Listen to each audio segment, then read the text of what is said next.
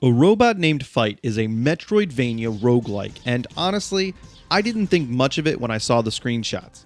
Yet the game is something you should consider.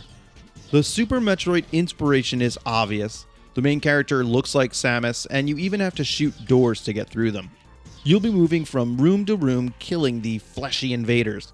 It's a lot of fun. A Robot Named Fight is simple.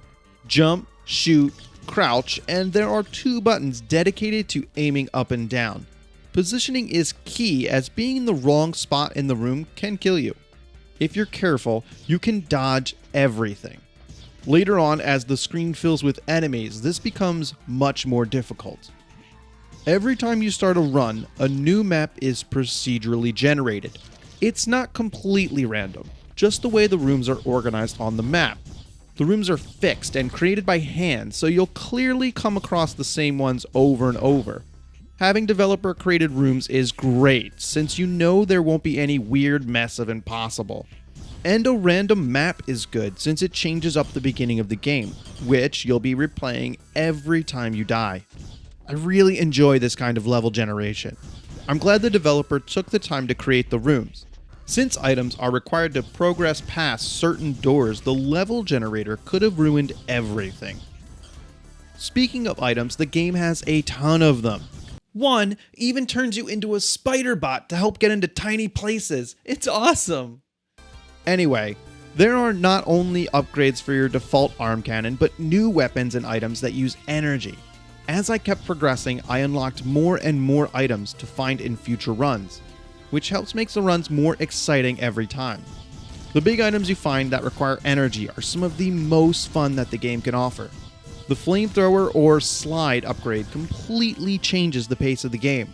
It would be my dream to get the flamethrower on every run. Of course, more items would always be better, but as I said before, weapons are not only for killing.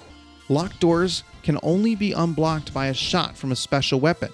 Red glowing doors need an explosion, and fleshy covered doors need fire to burn away that meat covering.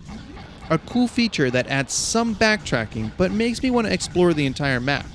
If I just get that +1 to attack behind the door I went past a few rooms ago, I can win this run.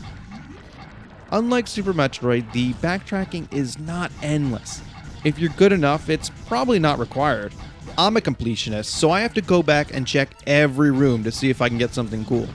The required items are not hidden, so if you want to blitz the game, you can. Everything is clearly labeled on the map, including the items that are more hidden. They're very hidden, so I get it, but it turns into a shooting every wall situation. I know there's an item in this room, but I'm not sure which block. Time to shoot all the blocks till I find it. Some of these secret blocks are more obvious than others. It slows down the pace of the game too much. Having items that are required on the map is essential to keeping the game moving, but secret items would be more rewarding if they were more hidden. Invisible on the map, but a more obvious block to shoot, it would require you to be more aware of each room you entered instead of just reading the map constantly. Shops and save rooms are also labeled on the map. The save rooms give you one more chance after you die. You're teleported back to the room for a free respawn. Shops are where you spend all your collected chips and materials. You can get a new on-use item or upgrades to your blaster. It is worth it to pick up all the materials you can find because prices are high. There are some annoyances like how the doors dump you into a new room. It can put you into a spot that you can't do anything but take damage. Who builds a room where the floor is 20 feet below the door opening? These robots aren't good engineers. It's so annoying though, because finding health isn't consistent, and if you find a bad room, the door could potentially end your run. Why are there death rooms? You enter the hazy red of this room and it just starts to hurt you consistently. What, no oxygen? You're a robot. No oxygen required. There's no breathing. Robots don't breathe. You know what's worse is that they're chained together too. It's just so annoying. Why? A warning before entering the room would be nice. These rooms are extreme, and when a few are strung together, I don't know how to get past them. It's ended my runs more than a few times. If an item is required, it should be made a lot clearer. Maybe the damage taken could be reduced. Another thing is the invincibility frames after getting hit are too close. When you get hit normally, a game gives you enough time to recover so you don't take a ton of damage right away. Makes it a little bit more fair. In a robot named Fight, it's a little too short, so if you fall on some spikes, expect to get hit a few more times. Increases the old school feel, but detracts from the overall game fun. While the monster design is interesting and unique, the mechanics can become samey. They all take about the same amount of shots. When the game introduces new enemies, they don't change the power dynamic. You'll never come across something that feels impossible to defeat. This detracts from the arm cannon power-ups. You're always in step with the monsters instead of a steady wobble between powerful and not powerful. It can become repetitive. If it feels like I'm piling on the negative here, I'm not trying to. These are things I find annoying with the game, but I had a ton of fun playing it.